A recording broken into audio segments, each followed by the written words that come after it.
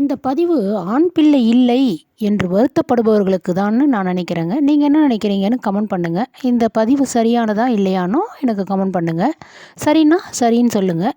என்னன்னு கேட்டிங்கன்னா, ஒரு இளம் தம்பதியினர் தனக்கு 10 வருடங்களாக குழந்தை பேறு இல்லை, இனி குழந்தை பிறக்காது என்று முடிவெடுத்து ஒரு அனாதை இல்லத்தில் சென்று ஒரு பெண் பிள்ளையை தத்தெடுத்து வளர்க்கலாம் என்று முடிவு செய்து அனாதை இல்லத்தையும் தேர்ந்தெடுத்து செல்கிறார்கள்.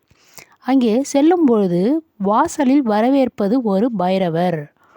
அங்கே ஒரு குட்டி பைரவர் இவர்களை பார்த்து வால் அசைக்கிறார். தாய் உள்ளம் சும்மா இருக்குமா? உடனே அந்த பைரவரை தடவி கொடுத்துவிட்டு உள்ளே செல்கிறார்கள். உள்ளே சென்றால் அங்கே மழலை செல்வங்கள் விளையாடுவதை பார்த்து சிறிது நேரம் மகிழ்ச்சியாக அந்த கணவன் மனைவி இருவரும் அமர்ந்து கொண்டிருக்கிறார்கள். அந்த நிர்வாகத்தின் பொறுப்பாளர் வருகிறார். அவர் எந்த பிள்ளையை தேர்ந்தெடுக்கிறீர்கள் என்று கேட்கிறார்கள்.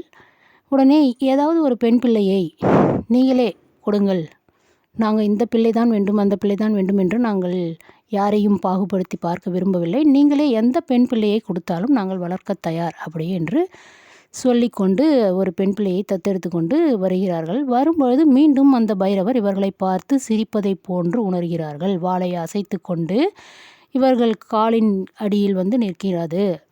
உடனே அவர்கள் இதையும் நாங்கள் எடுத்து சென்று வளர்க்க விருப்பப்படுகிறோம் என்று அந்த பொறுப்பாளரிடம் சொல்கிறார்கள். சரி, எடுத்துக்கொண்டு போங்கள் அப்படின்னு சொல்கிறாங்க.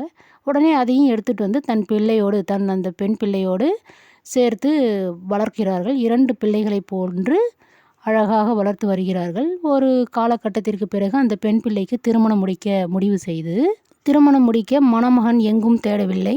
இது போன்ற அனாதை இல்லத்திலிருந்தே ஒரு மணமகனை தேர்ந்தெடுத்து திருமணமும் முடித்து வைத்து அந்த மணமகன் இருக்கும் இடத்திற்கு தன் பெண் பிள்ளையை அனுப்பி வைக்கிறார்கள். அனுப்பி வைத்த கொஞ்ச காலம் பெண் பிள்ளை இவர்களோடு வருவது போவது என்று உறவாடி கொண்டு இருந்திருக்கிறாள். பிறகு தனக்கென்று ஒரு குடும்பமான பிறகு போக்குவரத்து சற்று குறைகிறது. அப்பொழுதும் இவர்களோடு சாகும் வரை கூடையே இருப்பது யார்? அந்த பெண் பைரவர் தாங்க. அது அழகாக இவர்களோடு எப்படி உறவாடி கொண்டு இருந்ததோ அதே போன்று உறவாடி கொண்டிருக்கிறது. பாதி மகிழ்ச்சி தான் அந்த பெண் பிள்ளையை அனுப்பினால் போகும். மீதமுள்ள மகிழ்ச்சி இந்த பெண் பிள்ளையை பார்த்து அவர்கள் இனிமையாகவே வாழ்ந்து கொண்டிருக்கிறார்கள்.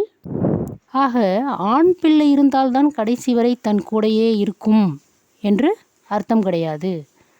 பெண் பிள்ளைகள் மட்டும் இருக்கின்ற குடும்பத்தில் இது போன்ற ஒரு பைரவர்களை எடுத்து வளர்த்தால் அவர்களுக்கு அந்த பைரவர்களுடைய முகத்தை பார்த்தாலே, அவர்களோடு கொஞ்சி மகிழ்ந்து விளையாடி கொண்டிருந்தாலே இன்பம் ஆனந்தம் கிடைக்கும் அப்படின்றது என்னுடைய கருத்துங்க.